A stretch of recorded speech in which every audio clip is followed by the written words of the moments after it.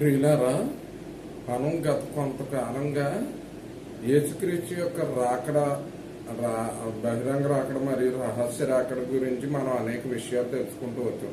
అసలు ర్యాప్చర్లో ఎవరు ఎత్తబడతారు, ఎవరు విడవబడతారు అనేది కనుక మనం చూస్తే బైబిల్లోని 10 మంది కన్యకుల వృత్తాంతంలో ఏమని ఉంటుంది?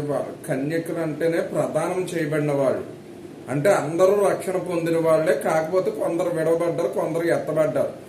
ఎవరు విడవబడ్డారంటే సిద్ధపడి లేని వాళ్ళు, అంటే అక్కడ సిద్ధులలో నూనె లేని వాళ్ళు. నూనె దేనికి సాదృశ్యంగా ఉందంటే పరిశుద్ధాత్మని యొక్క అభిషేకం. అంటే మనం రక్షించబడిందే పరిశుద్ధాత్మ మూలముగా. అలాగే పరిశుద్ధాత్మ వలన రక్షణ పొందిన మనము దినదినము ఆయన ఆత్మచేత నింపబడుతూ ఉండాలి. ఆయన ఆత్మచేత నింపబడుతూ, ఆత్మచేత నడిపించబడుతూ, ఆయన ఆత్మలో పాలు పంపులు కలిగి మనం ఉండాలన్నమాట. ఆత్మ పూర్ణులమై ఉండాలన్నమాట. అలా లేనటువంటి వాళ్ళు విడవబడతారన్నమాట. అందుకే మనం హెబ్రీ పత్రిక 10వ అధ్యాయం 29వ వచనంలో ఇది చూస్తాం. కృపకు మూలమగు ఆత్మను తిరస్కరించిన వారు ఎంత దండన పొందును అని.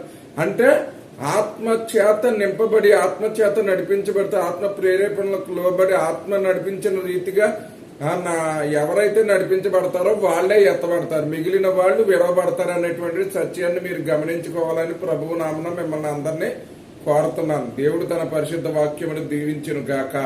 ఆమేన్.